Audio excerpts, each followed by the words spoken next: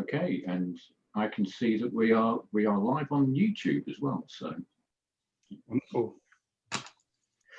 Right. Well, in that case, seeing as we're live there, we are just coming up to 7:30, so we'll make a start. Okay. So I can see that we are live on YouTube as well. So I just need to mute YouTube. Right. Well, in that case, seeing as we're live there, we are just. There we go. Get rid of YouTube. Okay. So 7:30, we'll get started. Thank you everybody for joining us this evening. Very much appreciate your time. I'd like to introduce you all to Dr. Chris Symeon, who has been very industrious over the past, I think it's been 12, 18 months, maybe even 2 years that you've been working on creating this app. It's gone through a huge number of iterations to get it to the point where it is now. I'm very, very grateful for Chris to take the time out to walk us through this app, and there will be opportunity to ask questions. Chris, if there's anything that you want to say before you get started, please feel free to go ahead. But I think in the interest of time, I'm more than happy just to hand over to you now, and then you can start to talk us through the app. Brilliant. Thanks, Matt, and thanks for hosting the webinar as well, and all the publicity and support that FND Hope have put into the app and creation to now publicising it. So I appreciate it. Yeah, I just wanted to use today as an opportunity to talk you through the app itself and what it does, and also just to talk a bit about, in the second half, kind of how it came about, and a bit about that process that you've just alluded to of the constant iterations. So I've got a small PowerPoint presentation to show. Let's see if I can share. Is that coming up? That's coming through nice and clear, yeah. Wonderful, okay. And I have got time at the end for questions as well, so I'm really keen to hear your feedback and get any questions at the end. So as you just said, I'm Chris Symeon, a consultant neuropsychiatrist, and I'm working at St George's Hospital and Queen Mary's Hospital, and I run the inpatient rehab programme for patients with FND. Is this working? Oh, there we go. And as you know already, we've got an app called My FND, which has been launched today, although it was technically available slightly earlier on the App Store. And I think some of you have got in there already and downloaded it over the weekend, but the official launch is actually today. Essentially, I just wanted to start by showing you an animation so that you're aware of what the look and feel of the app is before I take you through how it's used. Meet Joe. Joe's FND symptoms include fatigue, pain all over her body, and mental fogging, which affects her thinking and memory. She has good days and bad days. On a bad day, she needs a lot of help with simple things like washing and getting dressed, but on a good day, she tries her best to get as much done as she can by herself. While she appreciates just how much help she gets from her family, she knows that it can't be easy for them. In fact, Jo has been reflecting on how things got to this stage. She's been through some tough times in the past, and they've taken their toll on her, both mentally and physically. She also used to throw herself into jobs, but realizes now that this may have not helped. So now her goal is to get back to work, but in a healthier way. Today, Jo tries to pace her energy levels throughout the day to avoid the cycle of boom and bust. She also tries to give some structure to her day so that she finds the time to do the things that she enjoys doing, rather than just the things she has to do. And by taking much better care of her mental health, Jo finds that she's able to think more clearly.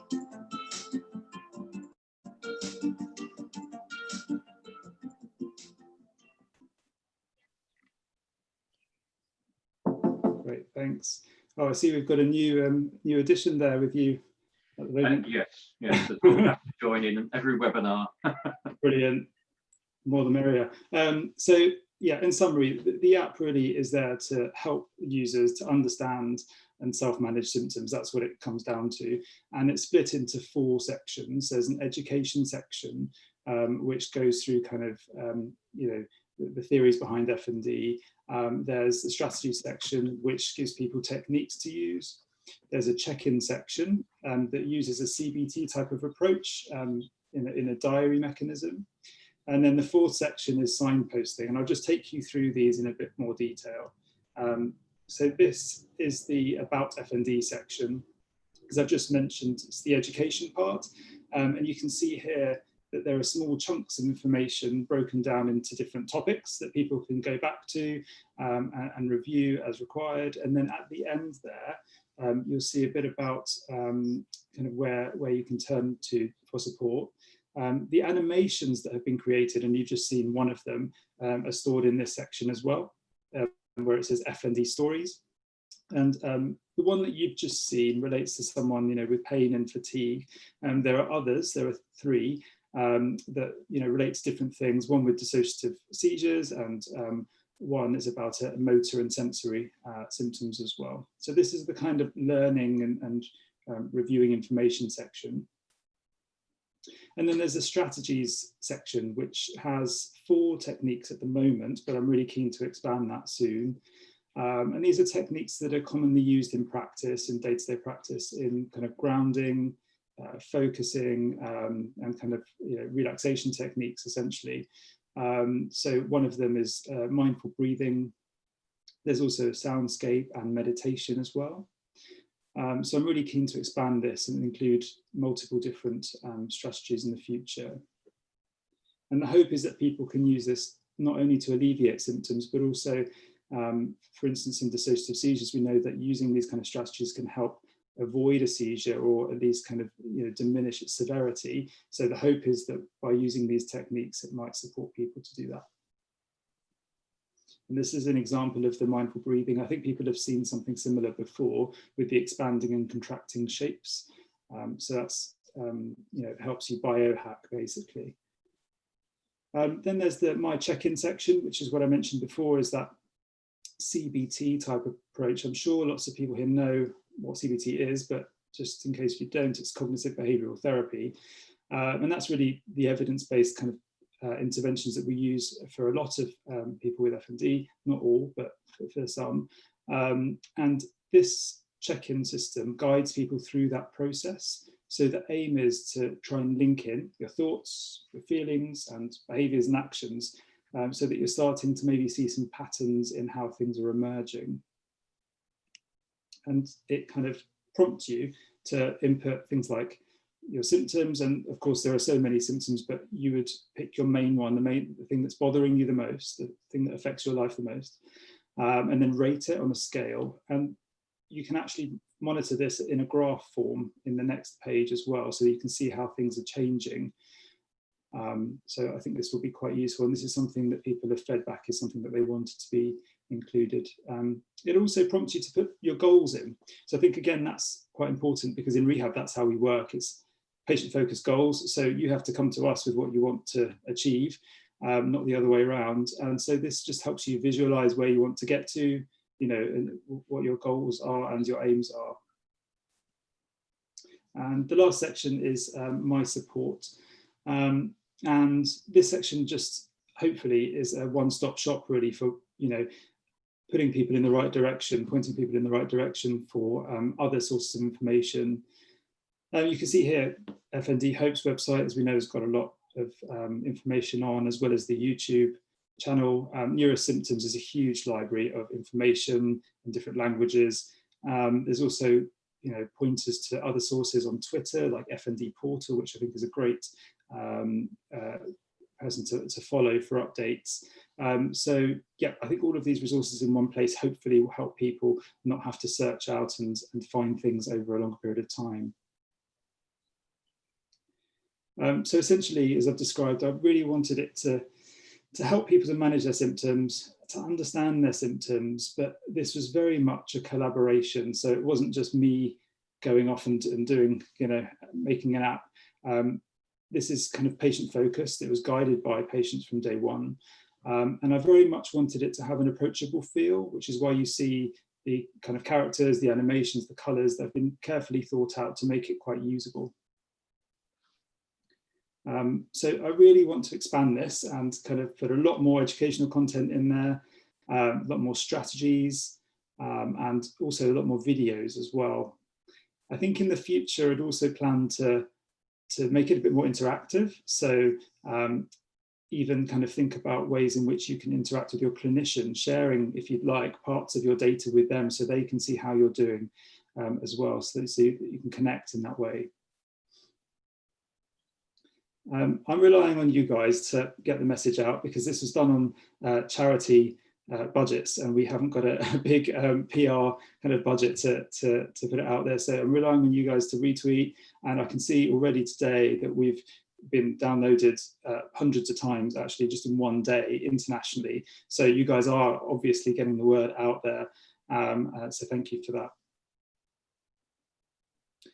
This is a messy slide, but I just thought it was quite useful to tell you about how I got to this stage, or how we got to this stage. I think obviously getting a diagnosis is different for everyone. Some people kind of find it helpful, and for some people they find it's kind of almost more confusing. There's more questions than answers, really. And then you've got this long wait between diagnosis and treatment, sometimes weeks, months, years, and nothing's really done in that time frame. So I was thinking about what we could deliver to people in that time frame, and spoke to service users in a focus group about what they might want and how we might deliver it. And from that focus group, we kind of thought about an app that might be able to deliver some of these self-management tools and techniques. So from there, I just thought, hey, I'll just get cracking, and tried it. And just tried to learn to code in 2 different languages, and tried to get it done myself, and very quickly realized that that wasn't going to be something that I could achieve to a good enough standard in my spare time. And so I thought I'd get some experts in. And I then reached out to Ashley Best and Mike Cannings, who are the developer and designer in building this app. And they were incredible, and they really totally got the brief. They found a way to incorporate the kind of diary system and the kind of patient stories within the app itself, which I really liked. And then I went on to Digital Health London Fellowship, who really supported me and guided me about how to create this as a digital tool. And then St George's Charity actually funded the project. So that's part of St George's Hospital. And then from there on, we just went on with the development of the wireframes, and we continually went back to both patient groups, so active patients, plus service users that had been in the system, healthcare system before, plus clinicians and other experts in the field. So we were getting constant feedback about the direction of travel with the app, so that we knew where we were heading, and we knew that it was going to do something useful ultimately. And that's something that I don't want to stop. So although it's out there, it's not a completely finished product that's 100% perfect and that's it, hands off. I definitely want to hear from everyone who's using it. Please reach out, email us, and just say, actually, I like this, but it would be good to have that. And we can kind of learn from what your needs are and respond by kind of making those tweaks or new features or whatever it might be. Oops. So this is just a slide about I've already mentioned many of these people, but the people that were involved in creating content, reviewing it, funding, and also just guidance from digital experts as well. I'm sure most of you are here because you downloaded it already, but it's available now in case you didn't know. So please download it. It's on the iOS App Store, also on Google Play. It's currently available in the UK, USA, Ireland, Australia, New Zealand, and Canada. And then over the next week, we're going to be expanding it internationally to essentially every country. There are plans. I've already been approached by someone in Argentina who said, when can we have it in Spanish, essentially. So we're looking at perhaps kind of translating it and making it available internationally in different languages as well. So I'd be really keen to hear from you guys about what you think of it, if you've downloaded it already, or any questions for me about the app itself. Okay, thanks for that, Chris. I'll just remind people that if they would like to enter their questions, there's a Q&A button. You can type in your questions there, or just type them in the chat. That's fine, and I'll pick them up. There are a couple of questions that came through as Chris was taking us through his presentation, so we might start off with those to begin with. So Stephen has asked, under information and resources, will other organisations be able to be added? And Steve is from FND Dimensions, so obviously looking to add himself to the list of resources there. Yeah, thanks, Steve. Yes, I've already been approached actually from a number of organisations who are asking the same thing. Definitely, I want this to be an area where people can come to have a one-stop shop for all of these charities and organisations that can help. So if you could just send me an email, it's hello@myfnd.co.uk, and I'll just add you. We are going to be releasing updates. The next one's going to be in about a week's time. So we're going to just collate everything together and do an update in about a week's time, so that you don't have to keep on downloading updates every day when we make every small change. Okay, and then Sarah has said, thank you for creating this. Are there more symptoms than the ones shown on the screen? And for example, dystonia is a symptom that she has daily.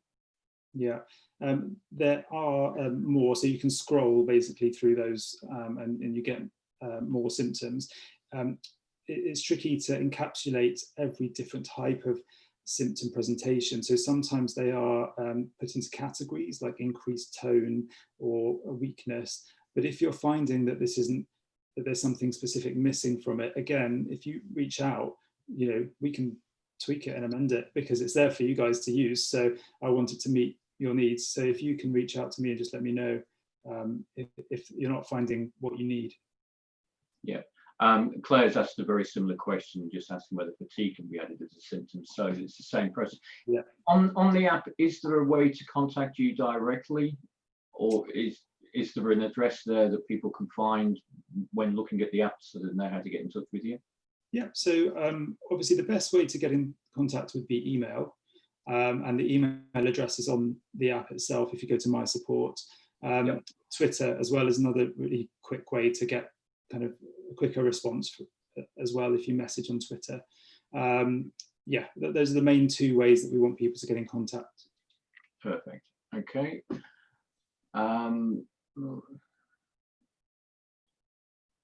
Oh, okay. I'm just looking in the chat here, and yeah, I'll have to park that one for now. Let's have a look. Yeah, this one's anonymous, but I think the app is great. So good feedback already. Gives an accurate look on tracking symptoms.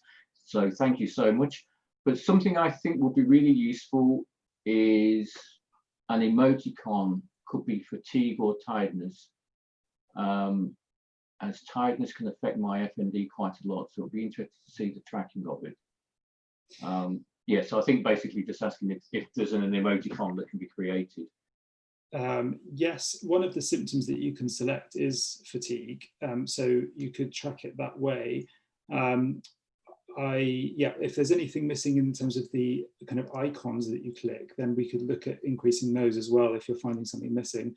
But I think tracking the fatigue by selecting that as your primary symptom might be the way around that. Yeah. Okay, perfect. Lisa has just said thank you so much. So thank Lisa for the feedback. Maxan, I hope I'm pronouncing your name correctly, has just asked, I noticed on the symptoms there is no choice for none.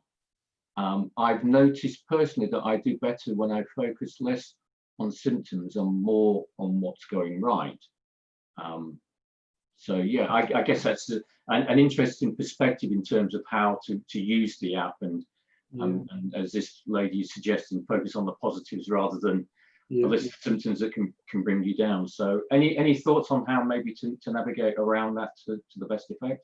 I think if you're finding it's prompting you for something, you can always click on other, so you're not actually putting in a kind of made up symptom that you don't have necessarily. I think you're right. What you're saying is quite interesting about the fact that you're selecting the symptom constantly might make you kind of more focused on the symptom in a way, but it's going back to that element of CBT. So you're focusing on what's going through your mind and your physical sensation, which would be your symptom, and then your action. So it's kind of bringing it into that model. Sometimes people feel a bit numb as well, and I've already had a message to the email address asking for a bit more of an expansion about numbness and kind of disconnection between feelings as well. So that's an area that I want to look at focusing on in the app as well in the future. Yeah, okay. Just looking back into the chat. So Beatrice says, thank you very much. She's just recently been diagnosed with FND, so she just wanted to say thank you. Rachel has asked, is the app used to gather data on symptoms? Good question. And I wanted someone to ask a data question so that I could cover this. The data that is collected is all anonymized and goes to a kind of cloud storage kind of system, in the same way that most of your other apps will store your data, particularly when you have to type in a username and password. So the data is collected and stored there, not on your phone, but you're the only one that can access it. And when it's going and being stored remotely, it's anonymized. So yeah, it is not kind of brought back to you in any way. The hope is that in the future, the plan is we can develop a desktop app so that you could actually log in different ways and still retrieve your data. So you still own your information, and it will follow you through whether you're using an iPad or an iPhone or the computer. And in the future, I'd like that data. I think the way we're interacting with data is changing, isn't it? The way we interact with healthcare is changing generally. You know, you can Skype your GP, or you can order your prescription online. So we are kind of interacting more with our own healthcare data. So I want that ownership to remain with patients. So that was part of why we decided to do it this way, rather than just store it on the phone. Okay. A question here from Rachel, who says, sorry, I haven't downloaded yet. Some patients who have a diagnosis currently have no treatment pathway. Is there a section of the app which signposts treatment? So it's difficult because it's an international app. So it's slightly UK kind of focused, but yes, it does suggest how you might do it. There is a signposting towards how you might get a referral for FND services. And there's also a bit of information about how you might access psychological support should you need that as well. So there is some content on that, yeah. Okay. And Sarah has asked, will there be more strategies available on the app? Yes, this is what my next project. So I'd really like anyone who has ideas about what other types of strategies might be useful to get in touch. There are about 4 more that we're working on at the moment. And they will hopefully come out over the next few months. But if anyone has any ideas about what works and what might kind of be useful through an app, then please get in touch. Okay. A couple of questions here on location. Melissa, who's in the States, and let me just see, this is Mariana. She hasn't said what country she's in, but Melissa has asked, is the app available in the States, which you confirmed yes. Before that it is. And for other countries, I think you said over the next week, most of the countries will be able to access. Yeah, they will be probably, yeah, within the next week, I would say. So don't hold, I would say within the week. Yeah, or you're very much dependent on the app stores as well in terms of when they release things. Yeah. So Mariana, if you want to just post which country you're from, then we can just double check if that's on the schedule, but I would imagine it probably is. Mary's asked the question again relating to privacy, and as this is just specific, it's a little bit different than the data one, so I'll put this one to you. But would my clinician be able to remotely gain access to my account in the app at any time? not yet, but that's something that I was looking at exploring, as I've mentioned before. I think it could be quite useful, and it's been useful for other conditions.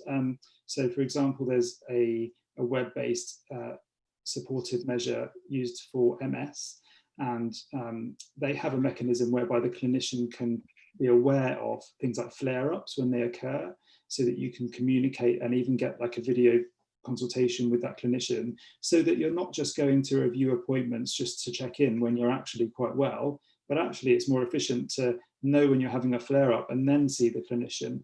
And then hopefully you could share the data that you're collecting, so the patterns that might be emerging from the symptoms and how you're managing them with your clinician, so that they can tailor the treatment around you as well. So that's a hope for the future. Yeah. And Mariana has just confirmed that she's from Portugal. So soon. Yeah. Sorry, you will get it to you soon. Okay. Thanks for your patience. Catherine has asked, is it possible to track a number of different symptoms at the same time, please? You would have to prioritize which symptom is affecting you the most. You can make multiple entries, so that you could type in, so you could do a check-in for pain, but you could also do a check-in for weakness. But at the moment, you couldn't do both at the same, within the same log, diary log. Okay, Claire has asked, is there a way to export the graphs, symptoms to print to take to consultant appointments? Oh, I like that idea. Again, thanks. I don't believe so yet. I don't see why there isn't a reason why we couldn't do that. But yeah, that's something for us to think about, and I'll speak to the developer about that. Actually, it's a really good idea. Perhaps you could even email it, couldn't you? Create some kind of document that you could send about how your symptoms have changed over time. So that's brilliant. This is exactly what I wanted to happen. I wanted people to come back and say, actually, this might work. This, this is a direction where I want this to head. So you guys have guided this from day one. So I like this kind of direction that you're giving me. Thanks. Layla has asked, is the app only available on your phone? I have problems with using my phone for any length of time. Can it be used on a PC? It should be able to be used on a tablet. I don't believe it's downloadable on a PC at the moment. Again, that's something that I wanted to happen in the future, and we have started work on a web-based version of this, so that you could access it through a browser, so just a general Internet Explorer browser or Chrome. So that's in development, but at the moment that's not available at launch. Okay. Paige, again, another question, but thank you for the app. Finally, something I can use to track my daily symptoms and see if and how I'm progressing. I will be telling everyone about the app. Thanks.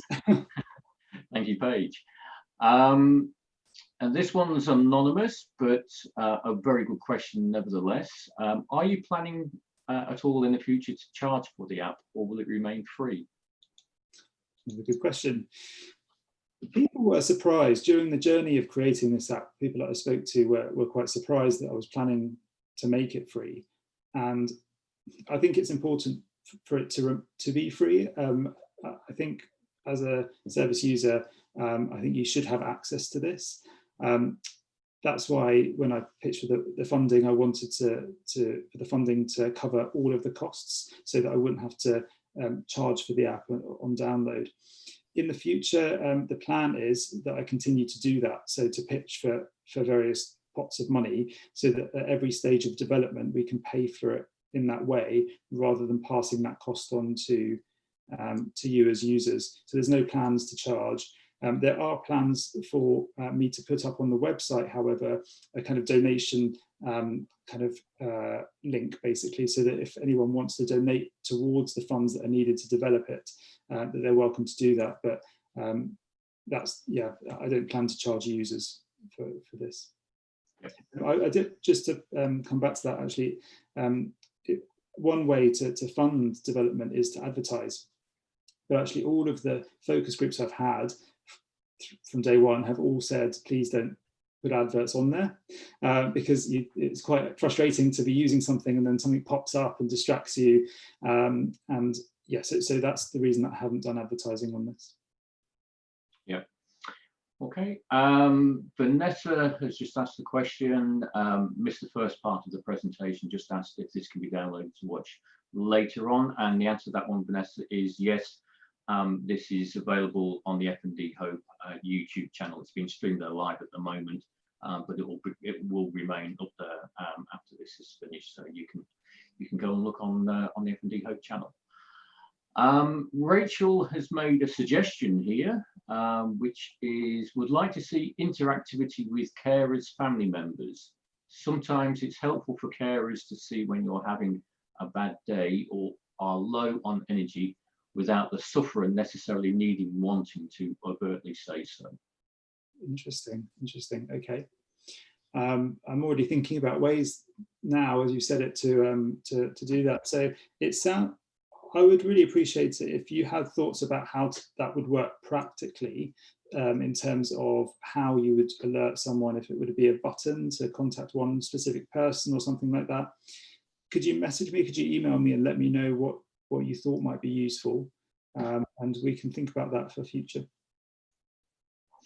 Yep. And Holly's asked a very similar question relating to that, anything on the app which carers' family members can access. So the same, Holly, if you want to email Chris with what you think might be you're looking for, that'd be great. Also, I can see that you've asked another question there as well, Holly, which is there anything to help with grounding techniques on the app? So yes, some of the techniques that are used are kind of based on the grounding techniques.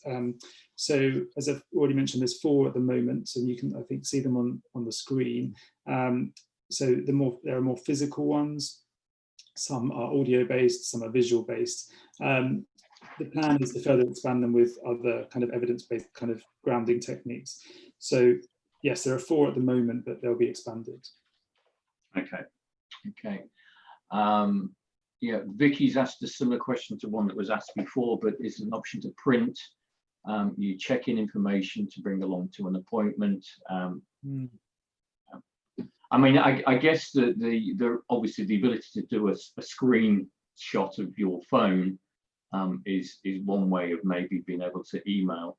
But it's interesting that that's a common theme actually that's coming across. Yeah. Is that it's that interactivity and connection with clinicians and family members that might be something worth focusing on actually. So that's helpful to know. Okay.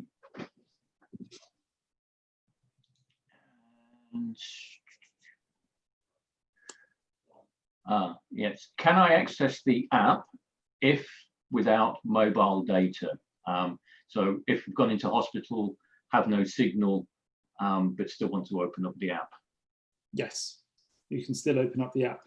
I think in terms of storing the information in the cloud, it will wait until you've got connection again before it sends off the data basically to the cloud, but you'll still be able to use the app. Yeah. Okay. Stephen's made a comment here, and this is one that came up on some of our social media channels today. But on a visible level, the font is very pale in colour against a white background. And is it possible to make it a little bit bolder? So there's an opening few lines which are in bold, and then it's kind of more grey in the other text areas. That's something that came back over the weekend actually, and has already been tweaked for the next release. So I think it was the size of the font and also that shade of grey against the white was just too light, wasn't it? So we've tweaked that already. So hopefully for the next update that you get, that will be changed. Again, we're not releasing updates every time we change one thing, because that would be really annoying for everyone to have to download. So we're just kind of collecting lots of changes, and then probably next week will be the next time that we release another update. Okay, and I've had somebody who says they're getting bored of looking at the FND PowerPoint. Want to see your face again, so I wasn't aware that that was happening. Okay. Benjamin has asked this question. If you have an Apple iWatch, could you see if it could sense a flare-up using blood pressure? Brilliant. I like this. This is something that I'm really keen on, is using wearables, because like you've said, you might be able to get warning signs. So instead of thinking about what triggers you, you might be able to actually elicit that information from monitoring your own bodily responses. So your heart rate going up, for instance. So I've already been thinking about that with a number of colleagues that have experience in that field. And yes, that's something that we want to do in the future as well. So yeah. Okay. Sarah in the chat has just asked, I've had a look on the app for where I can get treatment, and it isn't clear on how to start the treatment process. Do you have any advice, considering it's not on the app? So I guess, is that something that you're looking to add for the future? Yeah, and I think it's difficult. It depends on different countries and different way, you know. So, for instance, there's a comment in the app about accessing a GP referral as the first port of call. So that would be a family doctor, and then, if needed, going through IAPT, which is psychological support, or going through a rehab program. It just varies so much, country to country, that it wouldn't be appropriate to list exactly what you should do according to your country. But the general way that you get access to treatment is to go to someone like a family doctor, who would then refer you to a neurologist who could direct you on. I think it usually would be a neurologist in the first place that's made the diagnosis. In that case, they would be the ones that would refer you on to treatment. Yeah. Okay, thanks. Vicky has asked, and I know that you did answer this question before about multiple symptoms on one check-in, the priority that you put. But she's then followed up and said, can there also be a body map to show where symptoms are? Again, I like this. This is really good. Yeah, that's a really good idea, actually. I don't see why not, actually. That could be something that's quite simple, actually, to do. So I'll look into that. You guys are giving me lots of work. Well, you've asked for feedback. Yeah, no, it's all good. It's all good. Yeah. And this one's anonymous, but are there suggestions for physical activities for those of whose FND is caused by other illnesses rather than trauma? Yeah.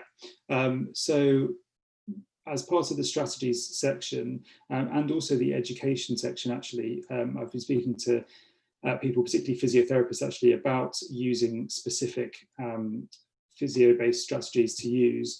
I hope that we can include videos. It might be difficult to embed the videos within the app, but what we thought about doing is just having specific links so that you could have access to a direct YouTube channel with specific physio interventions. So yeah, again, that's kind of in the pipeline as an expansion. Okay. Another anonymous one here, but an interesting suggestion nevertheless. I would like the ability to rate a GP consultant on the app, as I've had to change consultant as the first one was really bad. Yeah, not uncommon. It would help other people with knowing which consultants understand FND. I think something like that might be better placed in the forums that exist. For instance, there's the kind of Facebook groups and things like that. I'm not sure that the app is probably the best place for that kind of rating system. I think you might have some legal difficulties as well if you were to do that. Yeah, it will be challenging. Yeah. Another anonymous one here. At the moment, you have to put an emotion to save your log. Will there be an option to be able to save it without choosing an emotion? Ooh, the whole point really is that it pushes you to go through the CBT process, which does include your emotions. Sometimes you might not be feeling anything, and that's okay. In which case you can write NA or nothing, if you like. I think that's actually valuable in itself, so that when you go to see a clinician, they can say, actually, you know, you're experiencing X, Y, and Z, but no emotion, and there's something else within that in itself, isn't there? So I think I would still write that you're not having an emotion in that box. Okay. Catherine has asked, can the graphs on my story show different timescales? Example, daily, weekly, monthly, or between selected dates? I think Ash, one of our developers, might be on this call. He might be able to help me out with that, but I'm not entirely sure. I can get back to you on that. If you pop me an email, I can find out. And if okay, not, Catherine, yeah. So if you can just email Chris. Georgina, to make my FND more accessible, could you add an option to change to dark mode and to optionally change text size? Now, I'm not sure whether that's an app question or more about the device. Yeah, usually, yeah, your device will allow you to change the text of your apps as well, so everything appears bigger. Again, I could perhaps speak to the developer about that, but I think it's probably a device thing. Yeah. Someone wants to understand your experience of creating this and ask the question. It looks good and is intuitive to use. What was it like for a doctor to work with designers, creators? It was yeah, eye-opening to see the way that they came at problems. So yeah, I came at it very clinically, thinking this is maybe, you know, what should happen. Maybe kind of, yeah, just armed with the information that I had from the focus group, but they actually looked at things in a different way and actually thought about how it was practically going to be useful for people. Whereas I was probably thinking more about, you know, the output, what could happen. They were very much thinking about the process. How would someone engage with the actual product, the actual device? Because it's all well and good having a nice product that you have download and you don't use. There's no point, but actually we want people to go back to it and keep on using it. The developer and designer were a pleasure to work with, as I've mentioned in the talk, and you know, they're going to continue to work with me on this to further expand it. Okay, Lisa has asked if it's possible that light exercises be added to the strategies. That what exercises? Light exercises. Yeah, I think so. Yeah. Okay, so thanks, Lisa, for that suggestion. Mary has asked what other neuropsychiatrists and doctors have thought of the app, or feedback that they're giving you, like John Stone from Edinburgh and others. Yeah, so as I said before, it was a collaboration. A lot of the kind of content and the review process was done with other clinicians. So, for example, I involved people like Mark Edwards, Mike Dilley, Dr. Rachel Dean, and a number of others.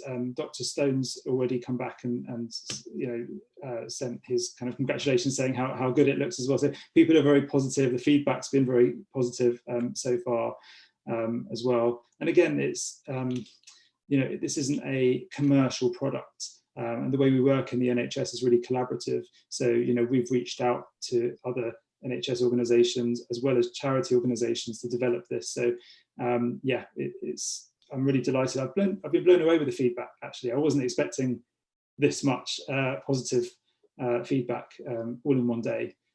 So, yeah, I'm really pleased. Okay. This question comes from two people. So David's asked first of all, and Sarah has also asked this question, but can the app remind the person that they have not said, oh, hang on, no, I'm reading that incorrectly. Let me... Is that a reminder then? Are they asking about... yeah, yes, so sorry, Sarah has asked, in the future, will there be an option where you could get notifications to check in your symptoms, as I often forget to do so? Yeah. So a reminder. Yes, is the answer to that. Initially, the feedback actually was that we shouldn't. People were really annoyed by the fact that things pop up on their phones and tell them to do things all the time. So we didn't put it into this version, but since then a few other people have come back with the same point. So what we're planning to do is make it an option. Like with other apps, you can check in to see if you want it to send you notifications or not. So that's the way around it that we're going to take. Yep. Okay. Vicky has commented or asked, I should say, can falls be separated from seizures, as my falls are caused by balance issues and not seizures?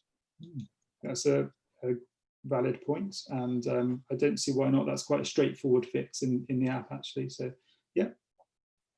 Okay. Again, these won't be instant fixes. You'll have to wait until we kind of collate them all. Yes. Yeah.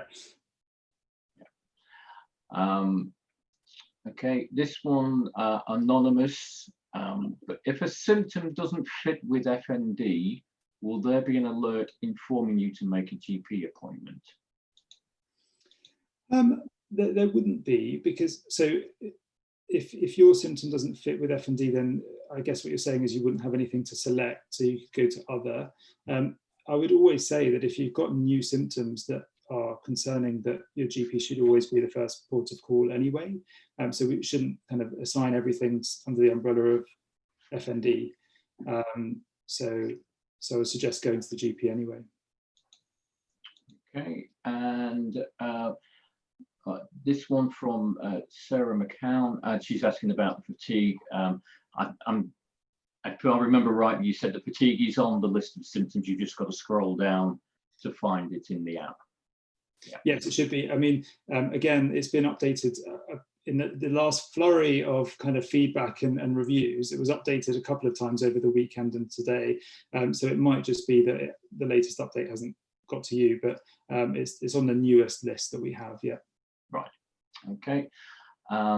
This one from Anonymous. Is there a way to track what physio exercises you have done or how far you have been able to mobilize so that you can see a pattern if it leads to a flare-up? Yes, so you can input that data within the My Check-in section that allows for you to do that. If you go to, it prompts you to say what can you do to manage your symptoms right now, and you could input what exercise you did, and then you could review over time whether that was the thing that helped you or not. Yeah, so that's already within the app. And we do have a lot of Sarahs on this webinar this evening. So this is Sarah Jacques. I know that you've talked about this earlier in terms of the reach that you went through in the profession, but Sarah's just asking, have you got a way of distributing this to other health professionals? Example, neurologists that maybe lack understanding of FND and still don't believe that it's there, physiotherapy doesn't work, etc. This is a big topic. Educating the medical system about FND essentially is what you're asking, and I think that's a huge task in itself. I plan, as soon as clinics are reopened nationally, for us to have leaflets in every clinic, every neurology clinic, so that people can have access to this to give to patients. But also I think it might be helpful for the neurologists and other doctors who aren't maybe so familiar with FND to have that available to them as well.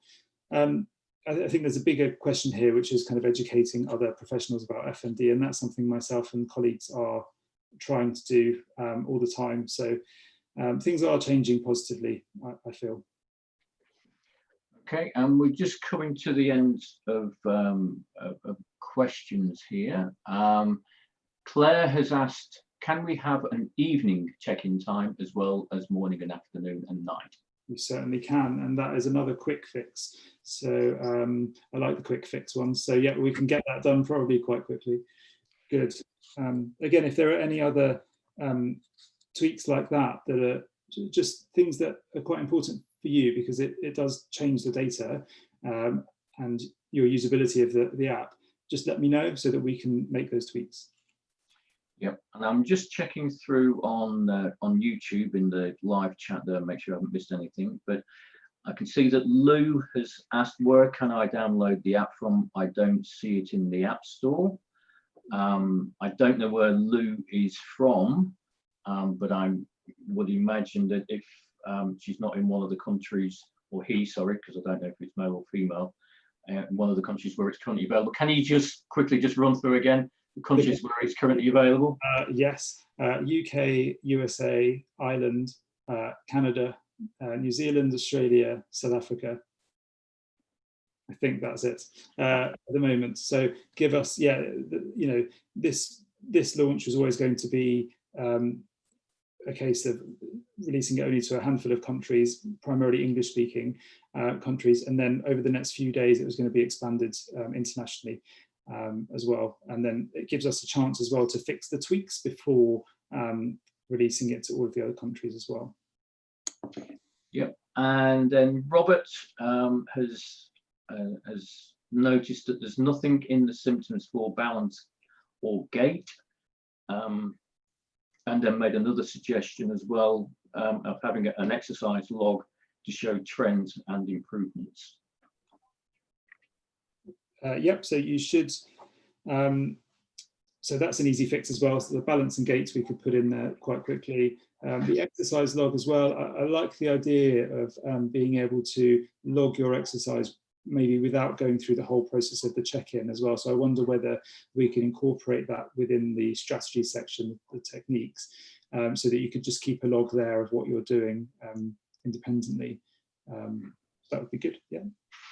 And then our very last question, this one, oh no, there's another one that just popped in as well. So we'll go to Rachel first of all, kind of just tied into the exercise log, but could we include a section where you can upload your own photos or videos to track your own achievements over time? That's a nice idea. Again, I don't see why not. It would need a significant amount of work. So it wouldn't be a week update type situation, but I think in terms of the direction of the future of the app, I think that sounds like a nice idea actually. Okay, and then finally, Vicky is just making a suggestion. Could there be additions to the emotions such as peaceful or contented or something similar? There only seems to be joy or love that are close to the happy check-in. It's really interesting. Quite a few people have come back suggesting similar, which is nice. It's good to hear that people are feeling kind of contented and things. So yes, definitely. There's already a couple of emotions that have been suggested so far that are going to be rolled out in the next update. So we could think about including that as well. Okay, and there's always one. I do want to wrap this up because I'm conscious that we're pushing close to an hour now. But this very last one is anonymous, but thanking you very much for developing the app and is finding it very interesting. Can I record symptoms such as experiencing sensations throughout my body? Well, I guess there are. If you go through the list, you'll find a variety of symptoms. I guess you might have to put other within that, I think. We could create a new one. So there's one that's called sensory. So one of the options is sensory. I think that probably incorporates what you're saying, which is a variety of sensations all over the body. But if not, then you could select other, or if there's something specific, if you want to elaborate on that a bit more, we could try and work out how to add another category for you. Okay, perfect. Well, I think that's it for questions. I'd like to thank everybody for the time this evening and for the great questions and great suggestions as well that you've all made. Just before we wrap up, Chris, just remind everybody again, what is the name of the app, where can they get it from, and how best for them to contact yourself? Yeah, so it's My FND, and that's an app available on the iOS and Play Store, Google Play Store.